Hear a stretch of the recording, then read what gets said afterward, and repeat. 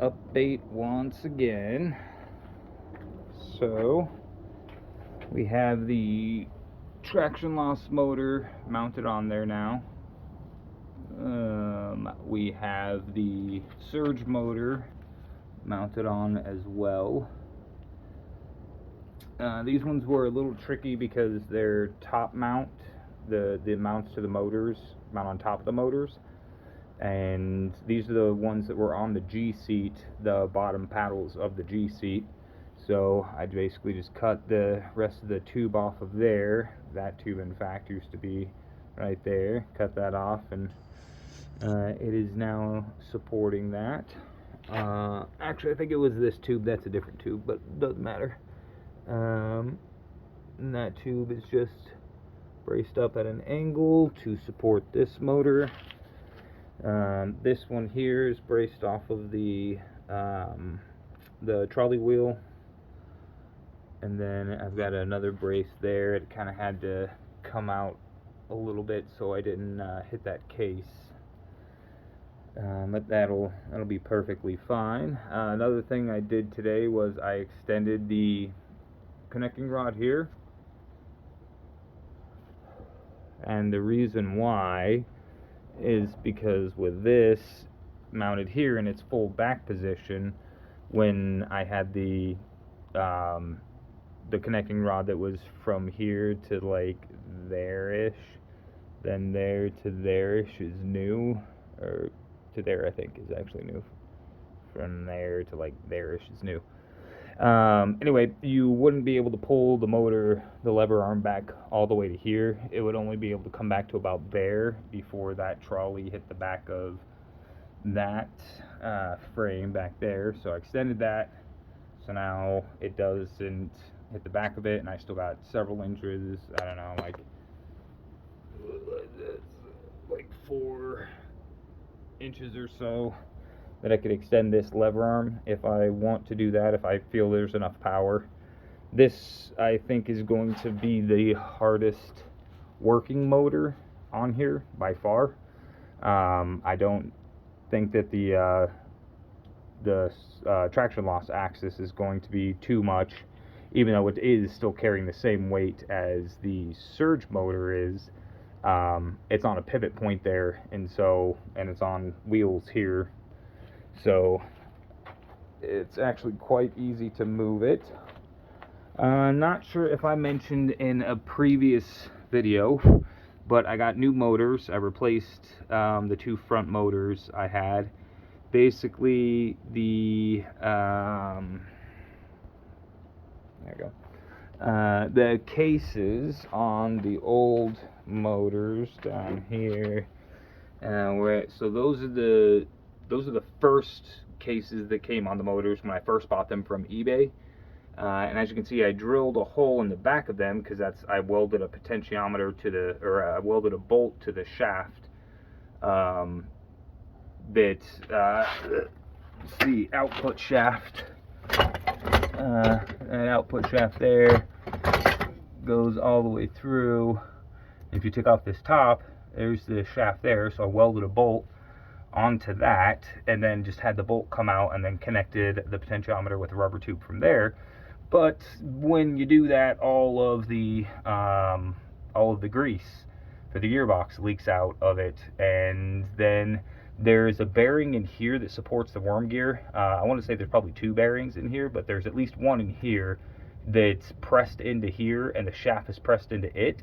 So I don't see a way that I can get that bearing out without damaging or cutting the case in half or doing whatever.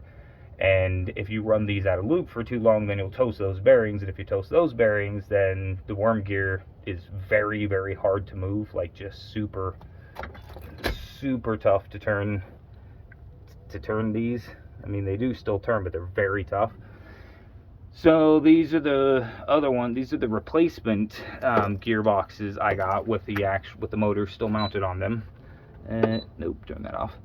And then, as you can see, I did the same thing to these for whatever reason. Don't ask. Basically, now the same thing's happening. These are still good though. These ones are toast, I'm pretty certain. This one and that one back there are toast. These ones are still good, but they definitely need to be re-lubed. And now that I have an aluminum welder, I'm just going to clean up that area, clean all the paint off, and then just weld aluminum chunk on there, or just weld that up with aluminum on both of them, then fill them back up with grease, pack them back up with grease, and see if I can get them to work again. But I didn't want to do all of that and wait for it while I'm building this guy, so I just bought 2 more motors. You know, they were 70 bucks, so not too bad. 70 bucks for the pair. And they're basically identical motors, the casings as well. They match the mounting points there. They match the brace, that brace there that goes, oh, let me see if I can get my finger, that brace there, it goes between those motor casings. I actually had to redo that because it was supposed to go on top. The holes are drilled for the holes on top of the casing, and I thought they would be identical, but they are not.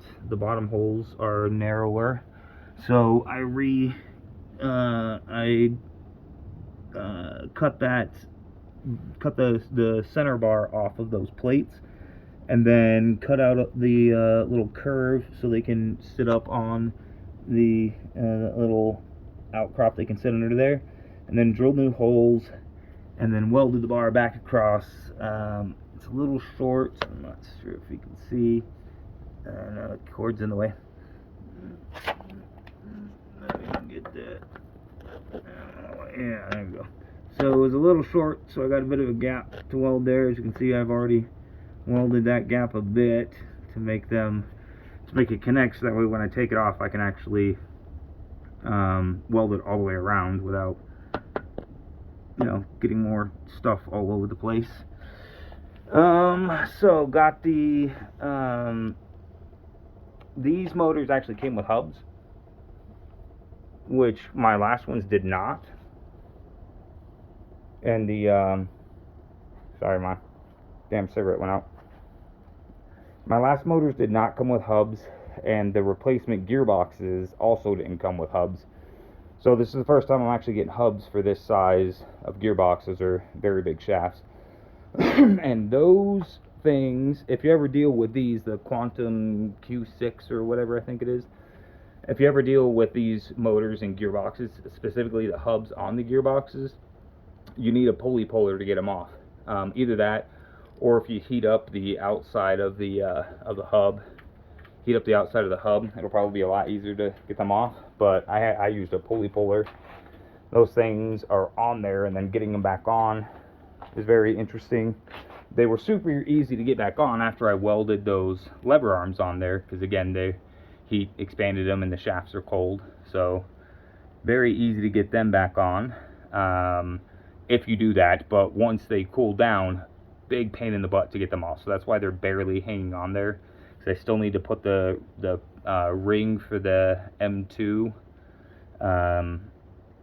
on that inner point of the shaft, the M2 belt, and the potentiometer, or T2, the T2, not M2, sorry, T2 pulley and belt to go on there for the potentiometer to connect. And then it's going to be rewiring everything. I did take the entire trolley assembly off and then welded underneath it all the stuff that I needed to weld underneath it. One thing that I might still do is, so I made much bigger lever arms and drilled holes to where they should be, where they were on the last motor. But I want to experiment with drilling one probably out about here-ish. Move the potentiometer out that far just to see how much torque I have, and if it's feasible to get that much leverage this close to the U-joint. I doubt it. We're going to see. That's why I haven't done it yet. I'm just going to see how it is with those, but that is why I have such a large lever arm. So I might do that, and if that's the case, then I don't want to move that beam right there, the mounting point.